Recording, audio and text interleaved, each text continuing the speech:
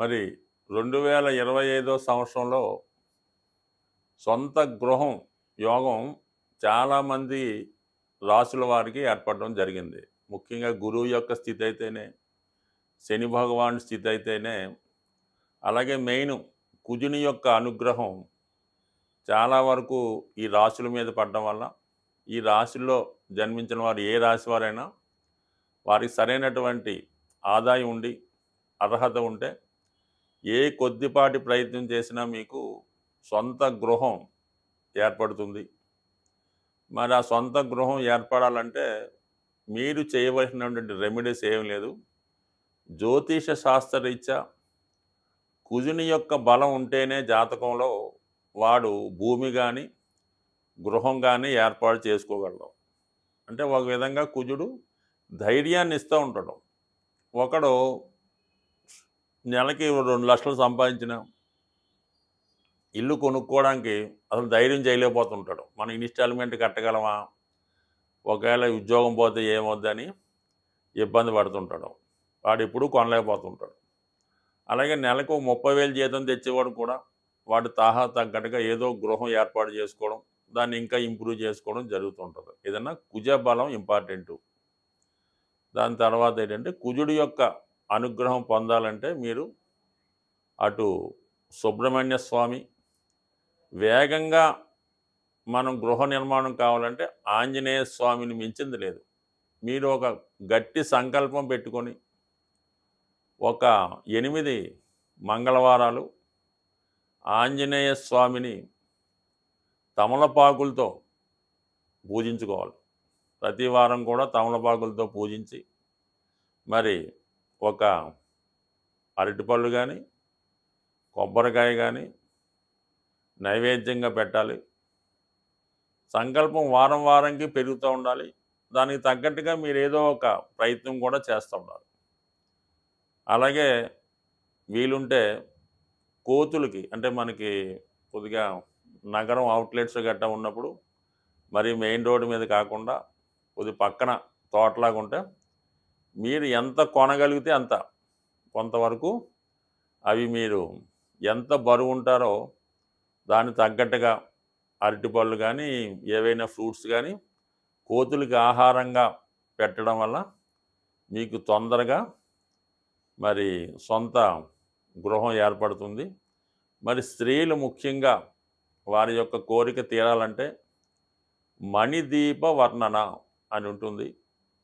దాన్ని సంధ్యా సమయంలో గృహం శుభ్రపరిచిన తర్వాత సాయంకాలం దీపం పెట్టిన తర్వాత మరి చాలా ప్రశాంతంగా మనశ్శాంతిగా ఎటువంటి ఆలోచన లేకుండా ఈ మణిదీప వర్ణన చదవడం వల్ల ఖచ్చితంగా మీకు సొంత గృహయోగం ఏర్పడుతుంది. అలాగే ఈ గృహం కావాలనుకున్న వాళ్ళు మీరు దేనికి వెళ్ళినా వెళ్ళకపోయినా గృహప్రవేశాలకు వెళ్తుండండి.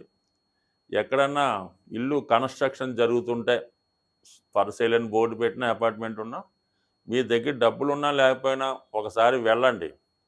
వాళ్ళని కనుక్కోండి, ఎంత అవుతుందనో తెలుసుకోండి, దాని బ్రోచర్లు తెచ్చుకోండి, మీ దగ్గర పెట్టుకోండి. అలాగే మీరు ఒక బిల్డర్తో కానీ ఒక తాపీ మేస్త్రితో కానీ స్నేహం చేసుకొని ఉన్నా లేకపోయినా ప్రతి విషయం కనుక్కోండి. సిమెంట్ రేటు తెలుసుకుంటూ ఉండండి, ఐరన్ రేటు తెలుసుకుంటూ ఉండండి, భూమి విలువ ఊరికనే తెలుసుకొని ఫ్రెండ్స్కి చెప్తూ ఉండండి. కంపల్సరీగా అదంతా యాక్టివేట్ అయ్యి ఖచ్చితంగా మీకు ఒక గృహం అన్నది ఏర్పడుతుంది.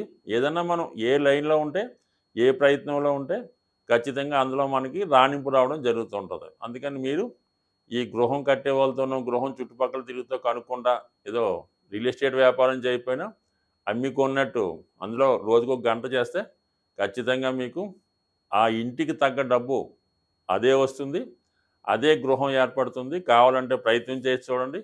మీకు ఖచ్చితంగా మరి 2025లో మీరు ప్రయత్నం బట్టి ఒక 90 రోజుల్లో సొంత గృహం ఏర్పడుతుంది. స్వస్తి. శ్రీమాత్రే నమ. జై గురు దత్తాత్రేయ నమ. ఈ వీడియోలో మనం 2025 సంవత్సరంలో కుంభరాశి వారి యొక్క అదృష్టం ఏ విధంగా ఉండబోతుంది, వాళ్ళ యొక్క జీవితంలో ఈ సంవత్సరంలో మారుతున్నటువంటి మార్పులేటి, ఏ గ్రహం శుభాన్ని లేదా అశుభాన్ని ఇవ్వబోతున్నాయి అన్న విషయాన్ని మనం ఈ వీడియోలో తెలుసుకునే ప్రయత్నం చేద్దాం. కుంభరాశి వారికి మరి ప్రస్తుతం జన్మశని ప్రభావంతో చాలా వరకు జాతకుడు వారి యొక్క సమస్యల నుంచి, బలహీనతల నుంచి బయటపడలేకుండా చాలా స్ట్రగుల్ పడడం జరుగుతూ ఉంటుంది. చాలా వరకు ఈ కుంభరాశి వారు బయట ప్రపంచానికి ఒకలాగా ఉండడం జరుగుతూ ఉంటుంది. వారు అంతర్గతంగా వేరే ప్రపంచంలో వాళ్ళు జీవిస్తూ ఉంటారు. ఇది సూర్యుడి యొక్క సింహరాశికి ఆపోజిట్ రాశి అవ్వటం వల్ల అది రాత్రి బలం కలిగినటువంటి గ్రహం. దానికి వరుణదేవుడు ఈ రాశికి ప్రధానంగా ఆధిపత్యం వహిస్తూ ఉంటాడు. అంటే చీకటి సామ్రాజ్యం లాంటిది ఒక విధంగా కుంభరాశి. అందులో ఉన్నటువంటి ప్రధాన నక్షత్రం శతభిష నక్షత్రం. ఇవన్నీ కూడా ఒక విధంగా తామసిక లక్షణాలు కలిగి ఉన్నటువంటి రాశి అవ్వటం వల్ల ఈ రాశిలో చాలా వరకు ఉన్నవారు అందరూ ఒకలాగా ఉండరు, కానీ చాలా వరకు 2 రకాల మనుషులు ఉండడం జరుగుతుంటుంది. చాలా నిస్వార్థంగా ఉంటారు. చిన్నతనం నుంచే కుటుంబ బాధ్యతలను మోస్తూ ఉంటారు. అంటే కుటుంబంలో చిన్నవాడైనప్పటికీ అంటే తల్లిదండ్రులు ఉంటారు, అన్నదమ్ములు ఉంటారు, అక్కగారు ఉంటారు. వీడేదో 3వ వాడుగానో 4వ వాడుగానో పుట్టాడు అనుకుందాం. వాళ్ళందరూ ఏం చేస్తున్నా ఎలాగున్నా చిన్నతనం నుంచే బాధ్యత వహించి, చిన్నతనం నుంచే డబ్బులు సంపాదించి ఆ తల్లిదండ్రుల్ని మోస్తూ ఉంటాడు, అక్కలకి పెళ్లి చేస్తూ ఉంటాడు, అన్నగారికి చదివిస్తూ ఉంటాడు. సరే, ఈ విధంగా కొందరు ఉంటారు. తక్కువ సంతానం ఉన్నవాళ్ళు కూడా అంటే ఒకడే పిల్లవాడు, తల్లిదండ్రులు బాగున్నారు అనుకున్నవాడు ఏం చేస్తాడు, వాడి సర్కిల్లో ఉన్నటువంటి ఫ్రెండ్స్నో లేదంటే వాళ్ళ దగ్గర బంధువులను వాళ్ళ మంచి చేటలు చూస్తూ వాళ్ళ కోసం వాళ్ళకి ఉద్యోగాలు ఇప్పించడం, వాళ్ళకి పెళ్ళిళ్ళు చేయడం, వాళ్ళ బాధ్యత స్వీకరించడం, వాళ్ళకి అప్పులు ఇప్పించడం, ఈ విధంగా చేసి నష్టపోతూ ఉంటాడు. ఏదైనా ఈ కుంభరాశి వారికి అయితే ఎర్లీగా 24వ సంవత్సరంలో పెళ్ళవ్వాలి, 26 అనుకుందాం. లేని పక్షంలో 36, 42, 45 కూడా అవుతూ ఉంటుంది. చాలా వరకు వీళ్ళకి లవ్ ఫెయిల్యూర్ ఉంటుంది. ఈ చదువుకునే టైంలో అంటే ఎర్లీగానే డిగ్రీ చదువుకునే టైంకి ఎంత ఉంటుంది, బీటెక్ అనుకుందాం, ప్రస్తుతం 21, 22 సంవత్సరాల్లో బీటెక్ పూర్తి చేస్తారు. ఆ టైంలోనే లవ్ అఫేర్ ఏర్పడుతుంది. పెళ్లి చేసుకుందాం అనుకునే టైంకి ఇతను అబ్బాయి అయితే అమ్మాయికి ఆ పెద్దలు ఏదో వెళ్ళి సంబంధం చూస్తే ఈ అమ్మాయి చక్కగా పెళ్లి చేసుకొని జంప్ అవుద్ది. మనోడు అదే ధ్యాసలో ఓ 10 సంవత్సరాలు కాలక్షేపం చేసి తీరా పెళ్లి చేసుకుందాం అనుబోతులే పుణ్యకాలం గడుస్తుంటే దీనిలోగా పెద్దల్ని వాళ్ళని వీళ్ళని పోషిస్తూ ఉంటాడు. తిరిగి నువ్వేం సంపాదించావంటే ఏమి ఉండదు. తీరా పెళ్ళైన తర్వాత భార్య వచ్చిన తర్వాత అంటే ఏదో 36కో 38కో అవుతుంది. అంటే సాధారణంగా ఓ 12 సంవత్సరాలు ఉద్యోగం చేశాడు, చాలా డబ్బు దాచి ఉంటాడులే అని ఆ భార్య అనుకుంటుంది. అనుకొని ఏదో ఒక ఫ్రైన్ మార్నింగో నైటో ఏమంటే మీరు ఇంతకాలం ఉద్యోగం చేశారు కదా, ఈ డబ్బు అంతా ఏం చేశారు అని అడుగుతుంది. వీటి దగ్గర ఏం సమాధానం ఉండదు, ఎందుకంటే అప్పుడు డబ్బులు ఏమి ఉండవు కదా. ఇంకా అక్కడి నుంచి ఇక సెపరేషన్ మొదలవుద్ది. బట్ ఏదైనా ప్రస్తుతం ఈ కుంభరాశి వారికి ప్రస్తుత జన్మశని నుంచి విముక్తి కలుగుతున్నాడు. ఎప్పటి నుంచి? మార్చి నెలాఖరు నుంచి శని భగవానుడు మీనరాశిలో ప్రవేశించడం, అంటే కుటుంబ స్థానంలోకి వెళ్తున్నాడు. అంటే పూర్తిగా దీని నుంచి బయటపడినట్టు కాదు, అంటే కొంతవరకు జన్మశని నుంచి బయటపడ్డాడంటే విద్యార్థులు అయితే చదువు ఇంప్రూవ్ అవుద్ది, మధ్య వయస్కుడైతే అప్పులు అవి చేసి పెళ్ళిళ్ళే చేసి కొంత బాధ్యతల నుంచి బయటపడతాడు.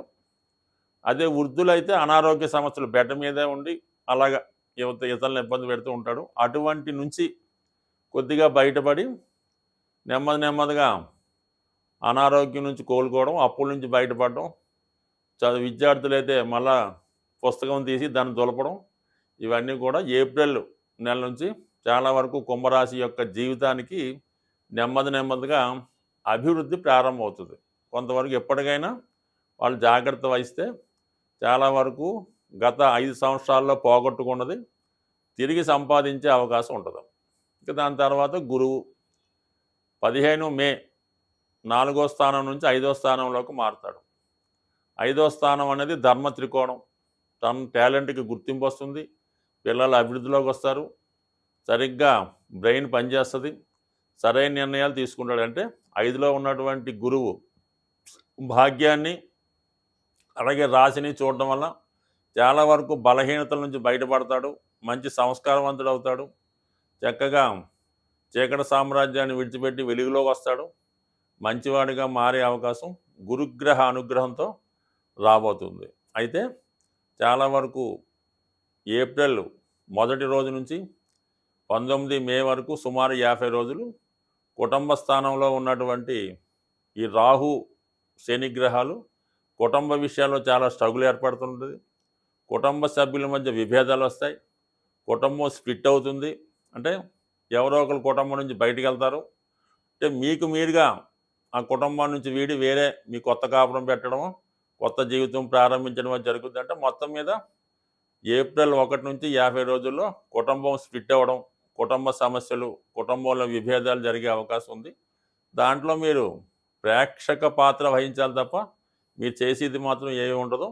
ఏదైనా నిదానంగా మౌనంగా ఉండి చాలా వరకు కుటుంబం విడిపోకుండా అందరినీ సరిదిద్దుకొని జాగ్రత్తగా ఉంటే మంచిది. ఏదైనా మెయిన్గా నష్టపోయేది మీరే అవుతారు కాబట్టి చాలా వరకు ఆ విషయంలో కేర్ తీసుకోండి. దాని తర్వాత ఇంచుమించుగా మనకి 20వ తారీఖు మే తర్వాత రాహు రాశిలోకి ప్రవేశిస్తాడు, స్వక్షేత్రంలోకి ప్రవేశిస్తాడు. అంటే కుంభరాశి వారికి ఏదైతే రాశ్యాధిపతులు శని రాహులు ఉంటారో, శని వెళ్ళిపోయి రాహు రావడంతో కొంతమందికి సినిమా పరిశ్రమలో ఉన్నవాళ్ళకి, సాఫ్ట్వేర్ రంగంలో ఉన్నవాళ్ళకి, వైద్య వృత్తిలో ఉన్నవారికి, చీకటి సామ్రాజ్య వ్యాపారాలు చేస్తున్న వాళ్ళకి చాలా వరకు అనుకూలిస్తుంది. బట్ కానీ ఏదైతే ఈ రాహు సంబంధించినటువంటి అసాంఘిక కార్యక్రమాలు, చట్టంతో వ్యతిరేకించబడ్డవి, ప్రభుత్వానికి వ్యతిరేకంగా ఉన్నవి, అటువంటి కార్యక్రమాల్లో పాల్గొంటే మాత్రం టెంపరీగా బాగున్న నెమ్మదిగా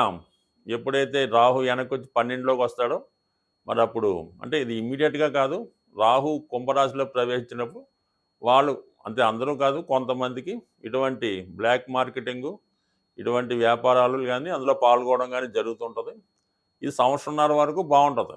రాహు ఏం చేస్తాడు, నెమ్మదిగా వెనక్కి వచ్చి మకరంలోకి వస్తాడు. అప్పుడు శని మీనంలో ఉంటాడు. అంటే కుంభరాశి పాపకర్తార యోగంలో పడుతుంది. అప్పుడు ఏమవుతుందంటే అప్పటిదాకా సామ్రాజ్యాన్ని ఏలిన వారు ఆ తర్వాత ఇంచుమించుగా అరెస్ట్ అవ్వడం, పోలీస్ ప్రాబ్లమ్స్ ఇవన్నీ జరుగుతాయి. కాబట్టి అటువంటి కార్యక్రమాలకి ఎవరు ఎంత ప్రోత్సహించినా, ఎంత గొప్పవారు మీ వెనకాతలున్న ఎట్టి పరిస్థితుల్లో కూడా మీరు నిజాయితీగా న్యాయసమ్మతంగా వెళ్ళాలి తప్ప ఏదో పోగొట్టుకున్నది అక్కడే సంపాదించాలని అదే రూట్లో వెళ్తే మాత్రం చాలా ఇబ్బందులు ఎదుర్కొనే అవకాశం ఉంది. బట్ కానీ గురువు యొక్క అనుగ్రహం ఉంది కాబట్టి మంచివారి సహకారంతో మంచి మార్గంలో వెళ్ళండి. మంచిగా మీ జీవితాన్ని సరిదిద్దుకుంటే ఉత్తమ ఫలితాలు పొందుతారు. స్వస్తి.